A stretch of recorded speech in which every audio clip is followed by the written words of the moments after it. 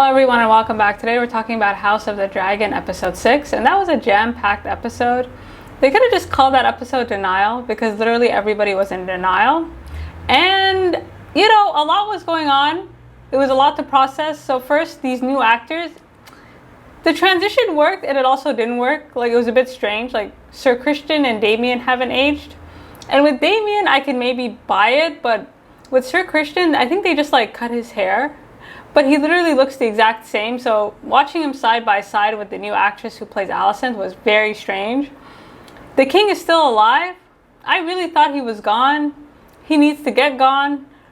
They aged him in a way where he's almost like a ghost. Like he might as well just be like a floating head in the background. I did like how Laena and Laenor aged. You know, they aged quite nicely, even though they've had several actors play them, but they really glowed up. In terms of new Rhaenyra and new Alicent, they kind of swapped vibes, right? Like, Alicent is taking on that more aggressive energy. She's no longer just hoping for the best or seeing the good in people, right? She's really trying to get her, she's trying to get that power, whereas Rhaenyra has been dormant, right? Like, she's kind of been doing whatever she likes. She doesn't have that same sass, but I think it's because time has kind of worn her out. And I also think being a mother, like, she's enjoying it much more than she thought she would. So, like, you kind of see that she's still there, but again, it's a totally different vibe. And so let's just start from the beginning with Laenor and Rhaenyra. So their agreement has totally failed. Initially, the marriage was like, you do what you want, I do what I want, but we need to have some kids. But yeah, that didn't work out. So when the episode starts and we see Rhaenyra giving birth, I thought she was having her first child. I thought maybe history had repeated itself. Maybe she had difficulty having children. And, you know, Alicent asks to see the baby. So right off the bat, it just starts with this air of uncertainty. And it's not until later that you realize she's doing kind of the walk of shame, right? She literally gives birth, takes the baby, and goes and sees the queen. And, you know, we get to the queen's chamber and you see Ser Criston just guarding the door. So that's already, like, suspect. And there is no love lost between Rhaenyra and Ser Criston. It seems like they are just see no evil, hear no evil. And so they get in there, and at first I thought something really bad was gonna happen. I was like, what's going on here? And then you realize she wants to see if this baby is legitimate. And okay, it's one thing to have one child out of your marriage, but all three of them? Rhaenyra is like, I don't really care. Like, I am ascending the Iron Throne, and I mean, these kids don't even they don't even kind of look like Laenor, you know, like, they look totally different. And, you know, once you watch the episode a second time, it makes sense. But the first time you watch it, like, the king kind of makes this comment like, oh, he has his father's nose. And initially I thought, like, what do you mean by that? Until you realize, like, he's in complete denial. Like, the king just does not want to accept the truth, which is that none of these kids are Valyrian blood. And so the reason Alicent called Rhaenyra up is to confirm whether or not this was a true heir. And once she confirmed that it wasn't, she was like, okay, you guys can, you know, be on their way. And so Rhaenyra walks out of that room kind of bleeding, like leaving a trail of blood. And you can see Ser Criston just looking at the blood like he just doesn't care. And she's just kind of, you know, she's done. She's leaking left and right. And her family secret, like this whole thing about her kids and Sir Harwin, like, everybody knows, and it's only a matter of time before it blows up in her face. So she's mad at her husband, who, it doesn't look like there's any love between them either. Like, they seem more like friends, you know, despite the fact that she keeps having babies with other men. And also, she was annoyed by the fact that they named the baby Joffrey, but again, it didn't really annoy her to the extent that she changed the name. And so for the most part, it seems Rhaenyra and Laenor, like, they've been kind of doing whatever they want. But the problem is they haven't produced any kids. And the vibe I get is they have never seen each other, you know, without clothes. Like, I don't think they've ever consummated this marriage. But you guys let me know. So they get back to the room and Sir Harwin is waiting there. And Sir Harwin is Lyonel's son, right? The hand of the king. And he has 3 healthy boys, right? And so he's standing there like a happy father. He's like, oh, his name is Jeffrey. Like, okay, you know, like, and he's really looking at his kid with pride. And, you know, it took me a while to clock. I'm like, is he the father? Is that what's happening here? And so at face value, having 3 sons seems great, even though they're not, you know, their kingship will be disputed. And my first impression of Alicent and Rhaenyra's kids is, to be honest, like, none of them really stand a chance against Aegon. So Aegon, out of all the kids, is the only one giving kingly vibes, like right from the beginning. You know, he's kind of yawning in the dragon's den, like he was giving king. The rest, like Rhaenyra's children, they look plain. Then again, so did Jon Snow. Like, Rhaenyra's children are not looking kingly at all. Like, there is no energy with them at all, whereas Aegon is just oozing it. And for now, all the kids seem to be friends, right? And Aegon isn't even that close to his brother Aemond, right? Like, it seems like none of them like Aemond very much. And, you know, Aegon kind of reminds me of Daemon in that way, especially when we were watching him fight. Like, it seems like he's clearly, like, the star, whereas Aemond is, like, Viserys, right? Like, he's more like this quiet, shy kid who hopefully will one day find his way. But, yeah, they kind of pulled this cruel joke on them. Like, so we're introduced to the kids in, like, the dragon pit, and at some point the kids kind of make a cruel joke towards Aemond, saying, you know what, like, here's your dragon, you know, this pig with wings. And sometimes, like, not all dragon eggs, like, hatch, I guess. That's not a guarantee, but that doesn't mean you can't get a dragon, right? So there's a scene where Aemond goes down and he wants to prove a point, and he sees the dragon and he runs. And the whole point is that to kind of control these dragons. That's the thing with House Targaryen and Valerian, like, these old houses, they're the only ones that can kind of control the dragon. But at the same time, you need, like, a lot of willpower and strength, which Aemond doesn't have, but his brother Aegon has. And so that's his journey to try to figure out. But these cruel jokes is just one of many excuses that Alicent seems to have to try to get the king to hate his grandkids, right? So right off the bat, my first impression of Alicent is that she doesn't care about the king anymore. It seems her whole wardrobe is green, so she's just on standby for this war. And the king doesn't really see Rhaenyra's kids as different from his own. Like, he kind of sees them as all one big happy family, but that's not how Alicent sees it. And the fact that the king is in such denial, right? Like, it's kind of baffling in a lot of ways. At some point, she's like, 3 kids? Like, are you kidding me? Like, when are you gonna see it? And Viserys is like, an allegation like that could ruin the... It's like, the kids literally don't look anything like Laenor. Like, they look nothing like him. And it's almost, like, impossible to deny after a certain point. Like, you're just like, okay. So the family is kind of in damage control, right? It's kind of this thing that's bubbling beneath the surface. So in a sad attempt, Rhaenyra tries to bridge the gap between the 2 families. And it's weird to say, but, like, I don't think Rhaenyra's kids, like, will be able to control the dragons. Like, not like Aegon anyways. Like, when they were in the dragon pit, I noticed that Aegon was the only one that had the potential to go above and beyond. The rest of these kids I wasn't so sure about. And so Rhaenyra proposes a marriage. She's like, listen, let's just be one, you know, let's just put our differences aside, seeing how I'm going to be queen anyways. And the king is like, fantastic, let's just live in denial forever, you know, like, let's just live in this castle together until the end of time, because he's not going anywhere. So Alicent is like, over my dead body, and Alicent is done even pretending to go along with things, right? What does she call them? Her plain featured sons, to kind of make the point, like, those raggedy kids are not going anywhere near my actual, you know what I mean, like, the actual heirs to the throne. And so Alicent is pretty smart, because she kind of sees that she does have a claim, and it's just too obvious, right? Like, she's like, listen, they need us more than we need them, so we're not going to do all that. The problem with these sides being drawn is that it's the parents doing them, but, like, nobody else really wants to draw lines, right? Like, at some point Alicent goes to see Aegon, and Aegon, again, his whole vibe is like, he's a man with no fear. He just doesn't care. He seems unfazed.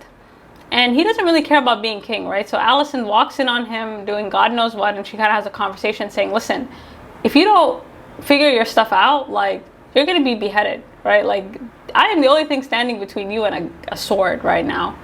And Aegon is like, listen, I don't really care about all this.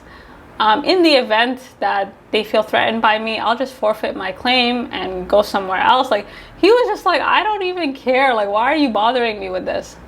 And so Alicent is trying to, like, you know, she's using fear-mongering to control her children. And I don't know if it's working, but we'll see. And so these kind of like lines being drawn, again, it's these adults doing it. And you see that in the scene with Ser Criston and Ser Harwin pinning the children against each other. So this is the first time where we can kind of like, it took me a while this episode to separate whose kids were whose kids, right? Like, so the plain looking kids are Rhaenyra's kids, and the ones that look like Targaryens are Alicent's kids, which is really unfortunate because Alicent has red hair, but the kids look nothing like her. So that's a whole other conversation that could be had. And so it seems like Ser Criston has been giving more attention to Aegon, right? So Aegon seems like one hell of a fighter. Like, he's really, again, my first impression of him was good. Whereas the rest of the kids are just playing around. Like, it was very unserious. And so in this kind of attempt to like draw these lines, they pit the kids against each other. And Ser Harwin is pissed because his sons are getting beat, you know, they're getting beat.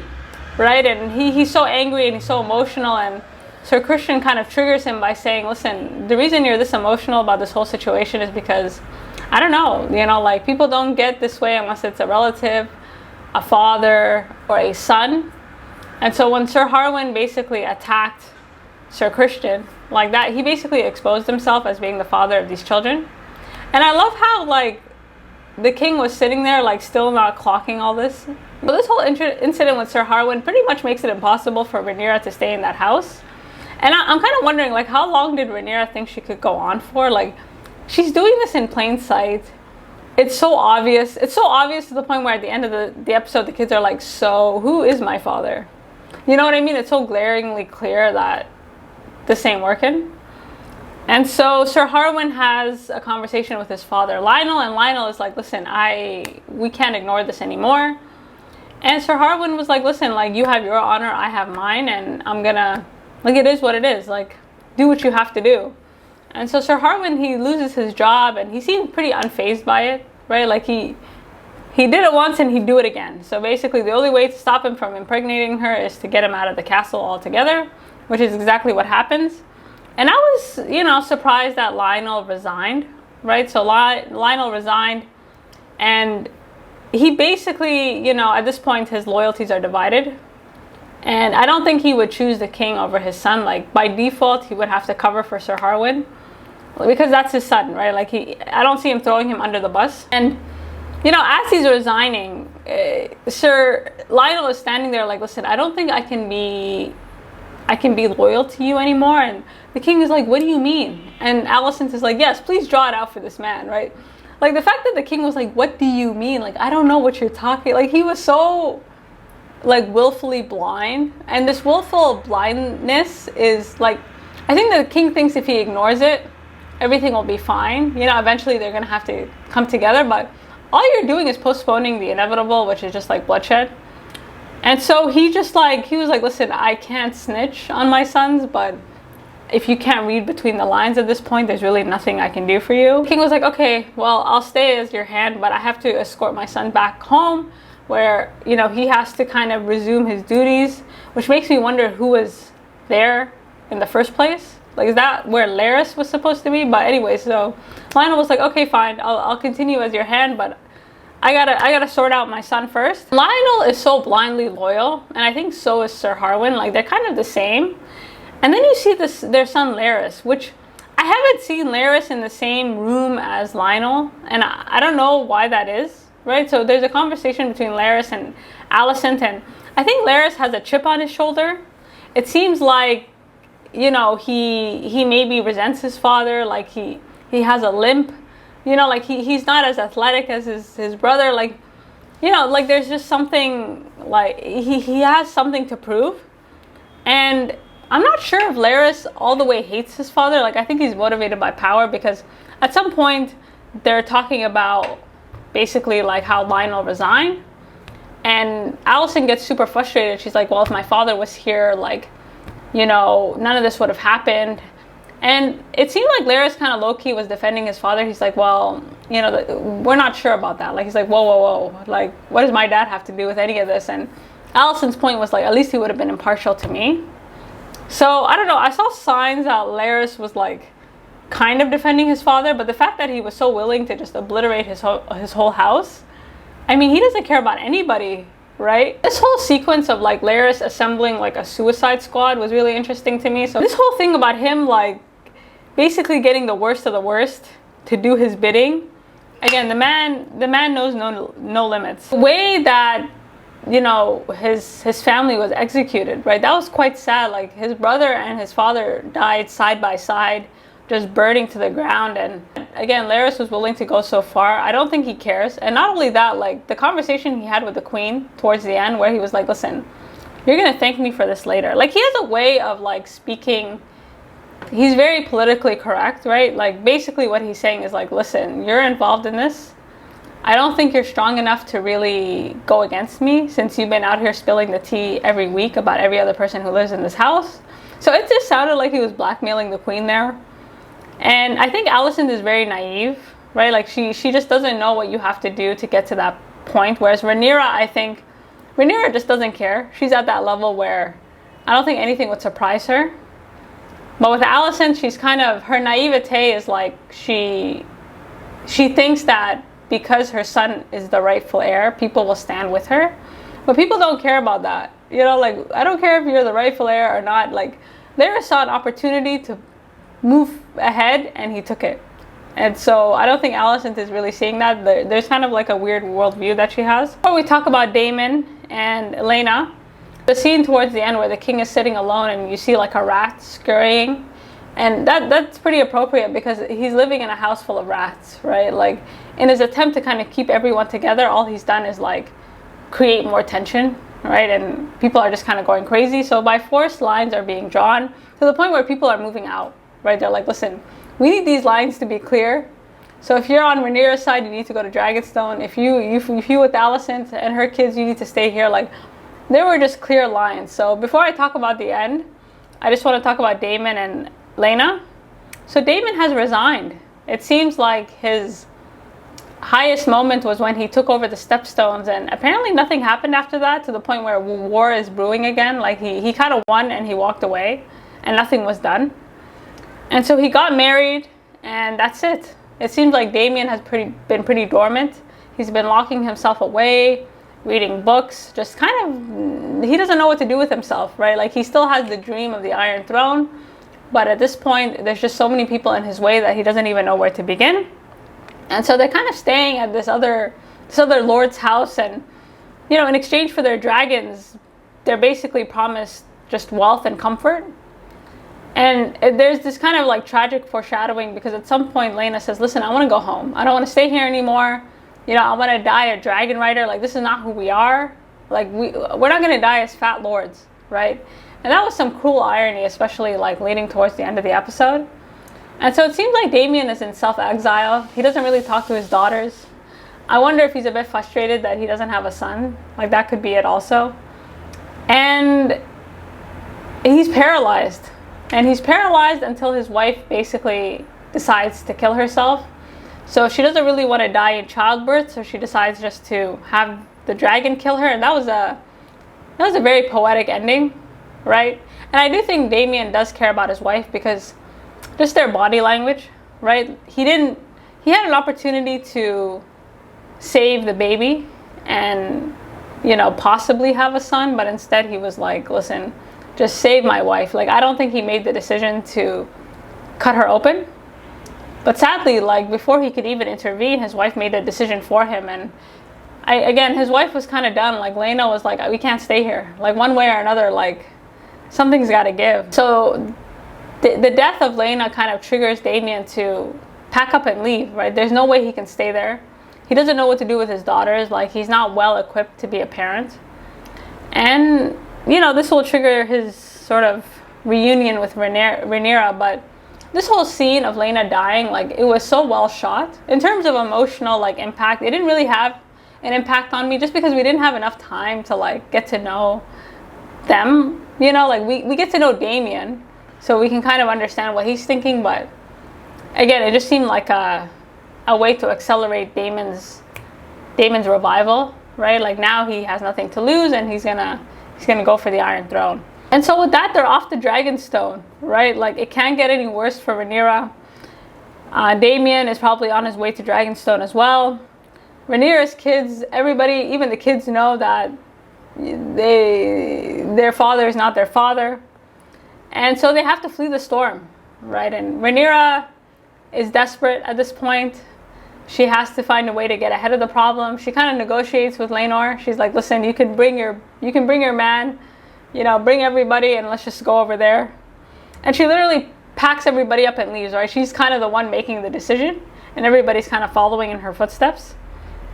And so that's how the episode ends. So in the background, there's like war brewing. There's some weirdness going on in the Stepstones. Daemon is, I think, awake now. I think he's gonna go for it again.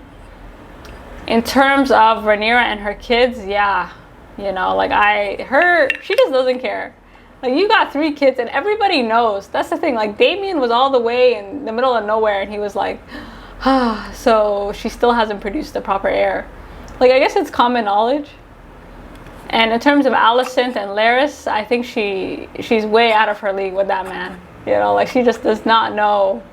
She just does not know what's coming. So you guys let me know what you think, and until next time.